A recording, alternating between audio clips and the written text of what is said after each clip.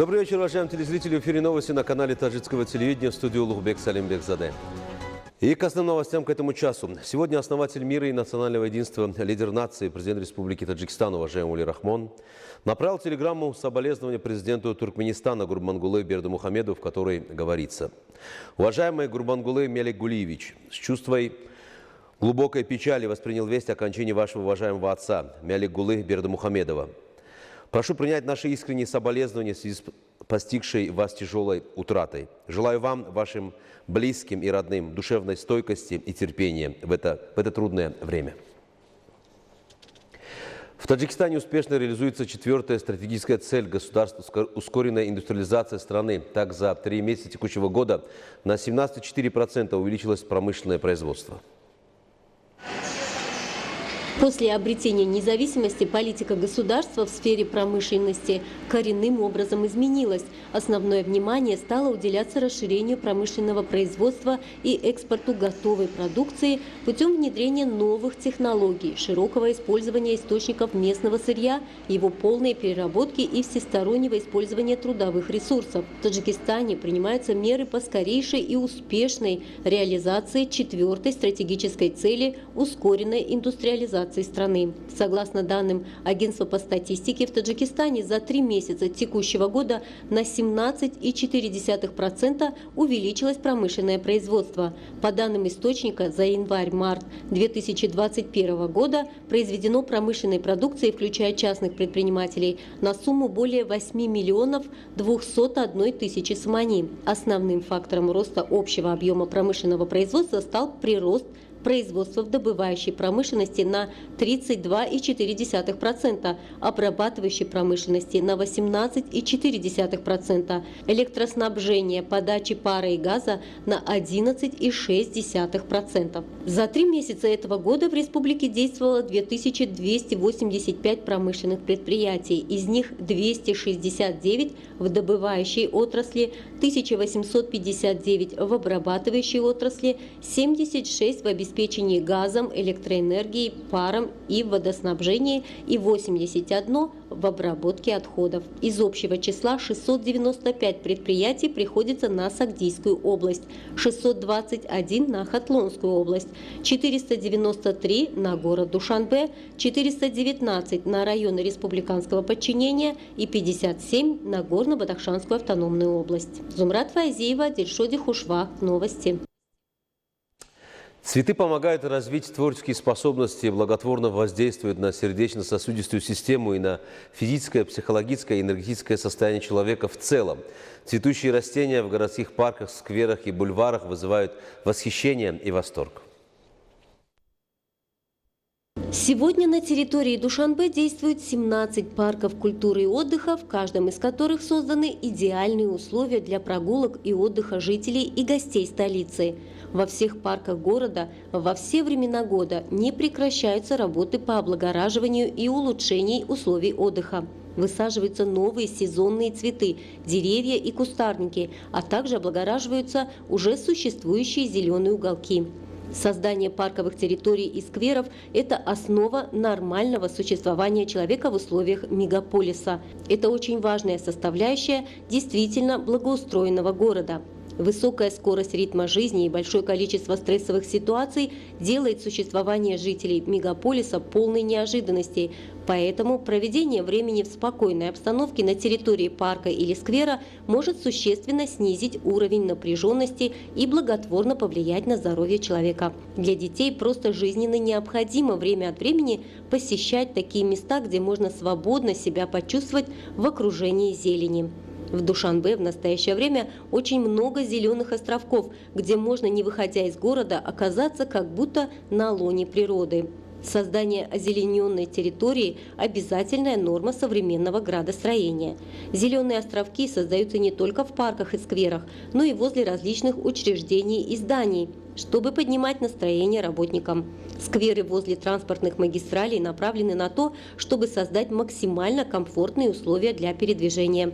А еще они имеют декоративную функцию, так как способствуют улучшению внешнего вида города, района, улицы и вызывают чувство гордости, что мы живем в прекрасном городе. Весной Душанбе становится особенно красивым. Цветущие деревья, кусты и цветы, зелень газонов и лазурное небо создают неповторимую обстановку, уют и прекрасное настроение. Приходя в парк, человек не покидает границ города, но при этом попадает на лоно природы и испытывает психоэмоциональную разгрузку. Зеленые уголки также способствуют сплочению городского населения и повышению качества его жизни. Современный Душанбе – это экосистема, в которой созданы наиболее благоприятные условия для жизни. Зумрат Файзиева, Рано Азизи. Новости.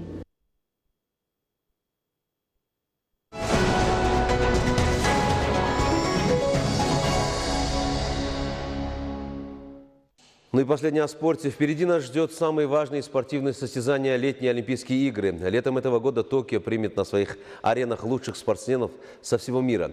Наши таджикские спортсмены также прикладывают все усилия, чтобы попасть на состязания.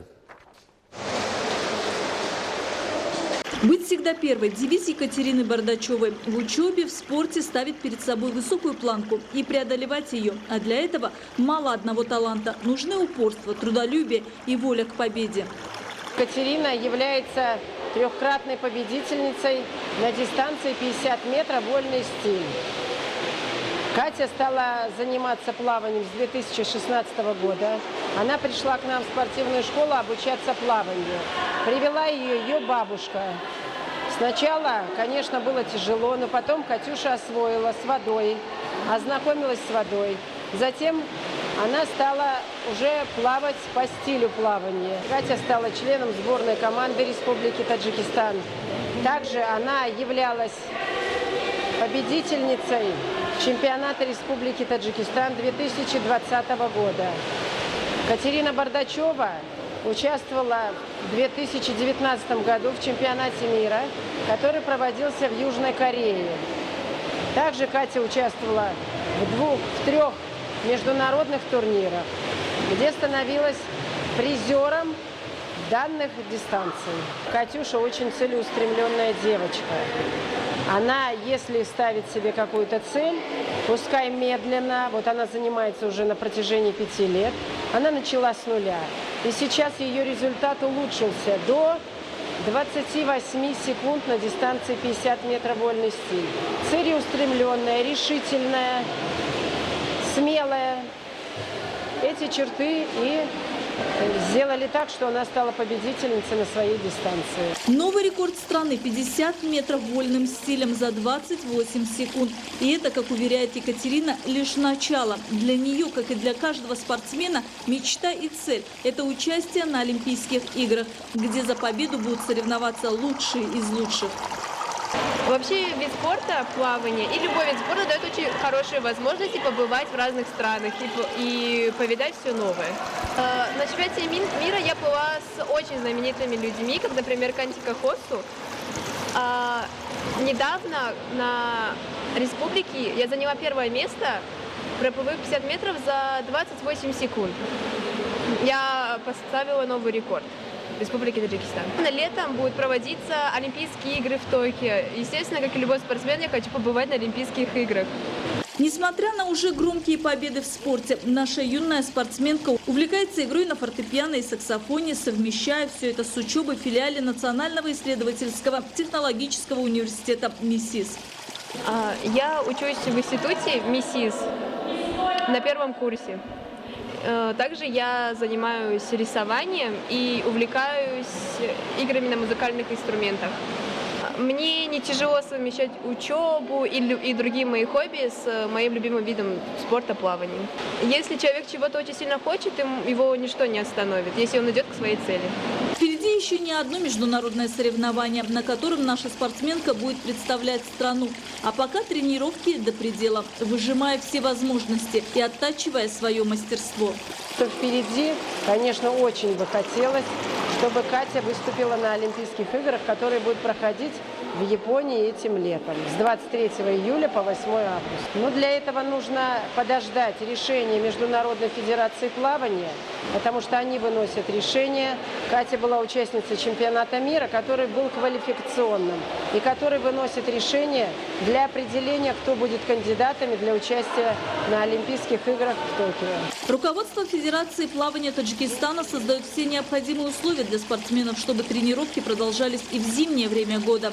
На бесплатной основе все пловцы имеют возможность улучшить свой навык в лучших бассейнах страны. Нигора Рахимова, Дильшоди Хушвах. Новости.